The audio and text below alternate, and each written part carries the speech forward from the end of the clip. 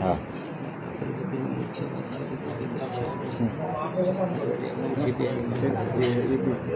હા તો આપણી વચ્ચે ડેડિયાપાડાના ધારાસભ્ય ચેતરભાઈ છે અને આદિવાસી આગેવાન તરીકે અમે લોકો ઓળખીએ છીએ એમને. પાર્ટીના છે કે નહીં એ ખબર નથી અમને. અત્યારે અમારા આદિવાસી બે જે વાઘો છે અમારા દક્ષિણ ગુજરાતના તે તમારી સાથે છે. એટલે બંને અલગ અલગ પાર્ટીના છે પણ આદિવાસીઓ છે એટલે અમે લોકો આદિવાસીઓ નેતા ગણીએ છીએ, એમને પાર્ટીના નથી ગણતા. એટલા માટે આ અમારી સાથે છે. તો હું ચેતરભાઈને વિનંતી કરું કે પ્રેસને સંબોધે. ગુજરાતમાં અને દેશમાં આદિવાસી સમુદાય ખૂબ મોટો સમુદાય છે અને ગુજરાતમાં પણ 15% જેટલા આદિવાસીઓ વસે છે. છતાંય અનેક પ્રશ્નો ઉપસ્થિત થાય છે. તેમાંથી તમે બધા જાણો છો.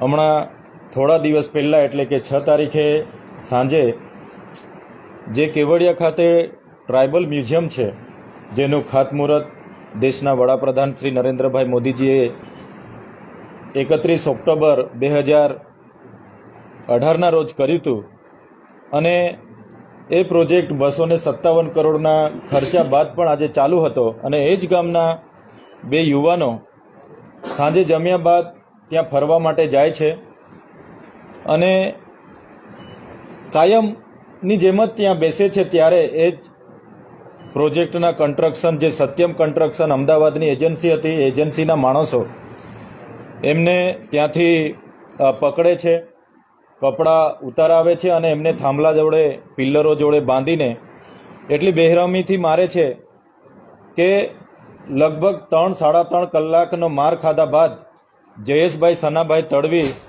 ત્યાં ને ત્યાં બેહોશ થઈ જાય છે. એમને સવારે 4 વાગ્યાના અરસામાં એ લોકો દવાખાને લઈ જાય છે. ત્યાં ડૉક્ટર 4 થી 5ના ગાળામાં એમને મૃત જાહેર કરે છે. બાદમાં ડૉક્ટર પોલીસને વર્દી લખાવે છે અને પોલીસ ત્યાં સ્થળ પર પહોંચે છે ત્યારે બીજા એક ભાઈને જેમનું નામ સંજય ગજેન્દ્ર તડવી હતું એને પણ ત્યાં બાંધી રાખવામાં આવે છે. એને છોડાવીને તાત્કાલિક ગરુડેશ્વર દવાખાને પહોંચાડવામાં આવે છે. ત્યાંથી ડૉક્ટર સાહેબ એમને રિફર કરે છે. રાજપીપળા સારવાર હોસ્પિટલમાં પહોંચે છે ત્યારે બીજા દિવસે સવારે અમારા જેવા આગેવાનો પર ફોન આવે છે. 9 વાગે અમે ત્યાં 1.5 કલાકની અંદર પહોંચીએ છીએ, 10:30 વાગે. ત્યારે સંજયભાઈની હાલત પણ ગંભીર હતી. એમને અમે પૂછ્યું ત્યારે એમણે કીધું 6 જેટલા લોકોએ અમને આવી રીતના કપડાં ઉતારીને બાંધીને આખી રાત સળિયા પાઇપો દ્વારા માર માર્યો છે અને એમાંથી એક વ્યક્તિને હું ઓળખું છું, બીજાને હું ઓળખતો નથી. ત્યારે તે જ ઘડી ત્યાં ઉપસ્થિત ડીવાયએસપી સાહેબને અમે કહીએ છીએ કે આમની હાલત પણ ગંભીર છે, આમને પણ તમે સારવાર અર્થે આગળ ખસેડો. અને પહેલા દિવસે 7 તારીખે જયેશ તડવીનું મૃત્યુ થયું અને એ જ સંજયભાઈને પણ ગંભીરતાથી લેવામાં ન આવ્યા. એમને જનરલ વોર્ડમાં રાખવામાં આવ્યા. તપાસ ચાલુ છે, પૂછપરછ ચાલુ છે અને બીજા દિવસે પણ એનું મૃત્યુ થઈ જાય છે.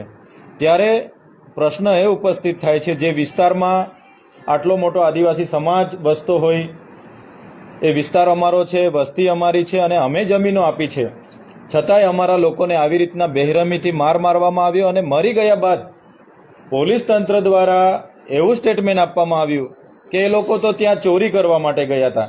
ત્યારે જે તે જ દિવસે અમે પોલીસ વિભાગના પોલીસ અધિક્ષક શ્રી પ્રશાંતભાઈ સુંબેજીને પણ મળ્યા. એમને પણ અમે કીધું કે તમારી પાસે કોઈ એવિડન્સ હોય, કોઈ સીસીટીવી ફૂટેજ હોય કે અમારા છોકરાઓ ત્યાં ચોરી કરવા માટે આવ્યા હતા તો તમે જાહેરમાં પણ આપી શકો છો, પ્રેસ મીડિયાને પણ આપો ને અમને પણ આપો. છતાંય એ કેસને સામાન્ય રીતે પતાવવા માટે ચોરીનો અમારા છોકરાઓ પર આક્ષેપ મૂકવામાં આવ્યો. બાદમાં અમે ઉગ્રતાથી રજૂઆતો કરી અને ત્યારબાદ પોલીસ એક્શનમાં આવી, ત્યારબાદ સરકાર એક્શનમાં આવી. છતાંય એમણે જે અમને બાહેધરી આપી હતી કે અમે જે જગ્યા પર બનાવ બન્યો છે એ જગ્યા એસઓયુ સત્તામંડળ હસ્તક હમણાં લીધી છે, તો એ એસઓયુ સત્તામંડળના નોડલ અધિકારીનું નામ એફઆઈઆરમાં નાખીશું.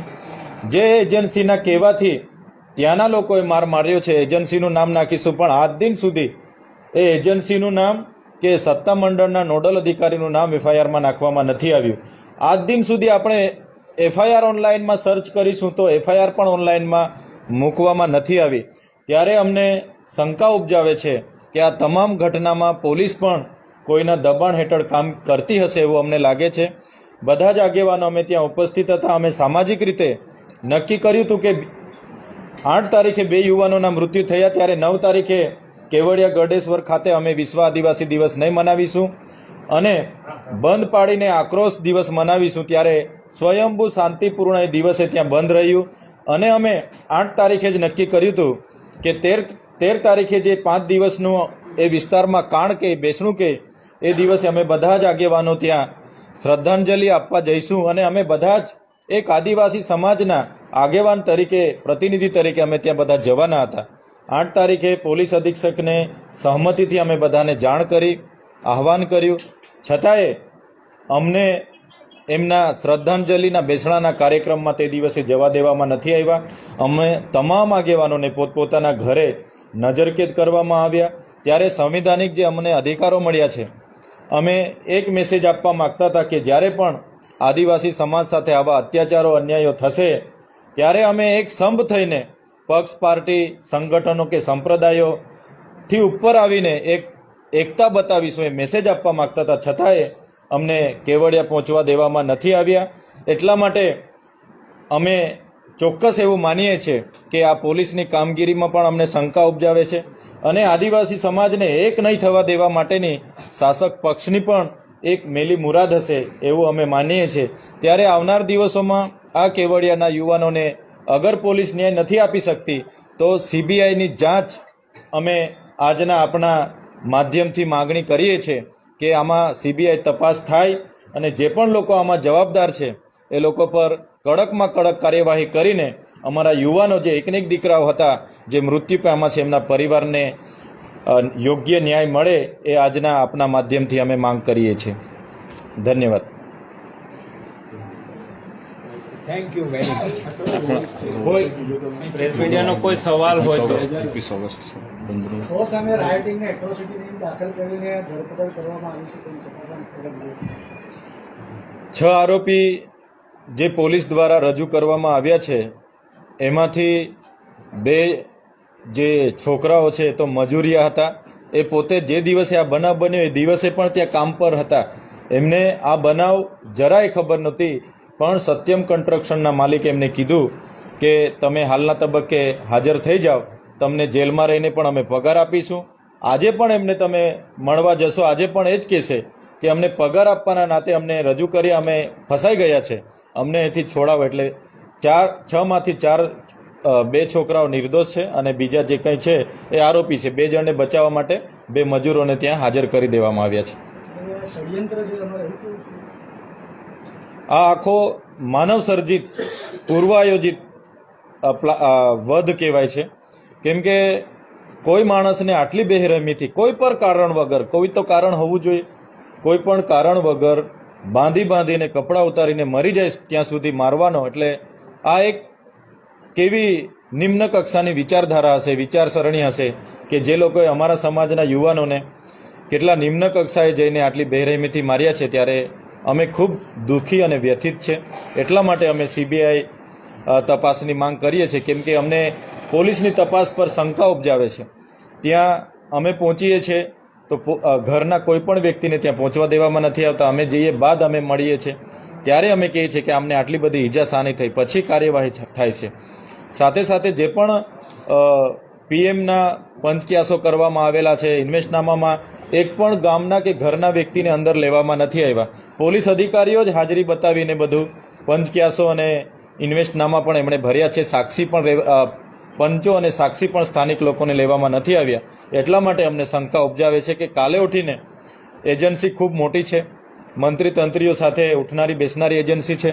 કાલે ઉઠીને ચાર્જશીટ કે જેમાં પણ પોલીસ એમાં સામાન્ય બનાવની જેમ બનાવીને રજૂ કરી શકે તો અમારા લોકોને ન્યાય નહીં મળશે એવી અમને શંકા ઉપજાવે છે. એટલા માટે અમે સીબીઆઈ તપાસની માંગ કરી રહ્યા છીએ. ચૈતરભાઈ, ખાસ કરીને એસસી ને એસટી વર્ગ જ્યારથી આ સરકાર છે ત્યારથી અત્યાચારો વધ્યા છે. ચૂંટાયેલી પાકના નેતાઓ સંસદમાં હોય કે વિધાનસભામાં હોય, આના માટે જે કહેવાય કે વિરોધ થવો જોઈએ કે પર્ટિક્યુલર આ સમાજોને ટાર્ગેટ કરી પોલીસ સાથે સંઘર્ષ કર્યા બાદ જ ફરિયાદો લેતા હોય, ફરિયાદ લીધા પછી તાત્કાલિક જામીન થઈ જતા હોય, તો આના મુદ્દે શું કહેશો તમે? આવા બનાવો તો રોજબરોજ અનેક બને છે. આ તો નમૂનો છે. આ તો અમે બધા ત્યાં પહોંચીએ છીએ, અમારી એકતા બતાવીએ છીએ. એટલા માટે પ્રશાસન અને સરકાર આને ગંભીરતાથી લે છે. અગર અમે ના પહોંચીએ તો એને 12 વાગ્યા સુધીમાં તેમની અગ્નિ સંસ્કાર પણ થઈ જતા, કોઈને ખબર પણ ના પડતી. એમની કાર્યવાહી ચાલુ છે એમ ચાલતે. પણ અમે બધા પહોંચીએ છીએ. અમારી એકતા જોઈને સરકારે એની નોંધ લીધી અને પછી એમના મંત્રી તંત્રીઓ ત્યાં એમના પરિવારની મુલાકાતે આવ્યા. ત્યાં સ્થાનિક આગેવાન પણ 7, 8 અને 9 તારીખે 3 દિવસ સુધી કોઈ ત્યાં જતું નથી. પણ આખા સમાજનો આક્રોશ જોઈને પછી 10 તારીખે બધા ત્યાં મુલાકાતે પહોંચે છે. એટલે ચોક્કસ માનીએ છીએ કે ગુજરાત હોય કે દેશ હોય, SC/ST સમાજના તમામ લોકો સાથે આવા અનેક ઘટનાઓ ઘટે છે, પણ તેના પર પડદાઓ પડી જાય છે અને એ બહાર નથી આવતા. અને આવનાર દિવસોમાં અમે એ જ પ્રયાસો કરી રહ્યા છીએ કે બધા સાથે રહીએ, બધાને જાગૃતતા આવે અને જ્યાં પણ આવી ઘટના ઘટે ત્યાં બધા એક થઈને લડીએ અને એમને ન્યાય અપાવવાનું કામ કરીએ. એમાં અમારા પ્રયાસો રહેશે.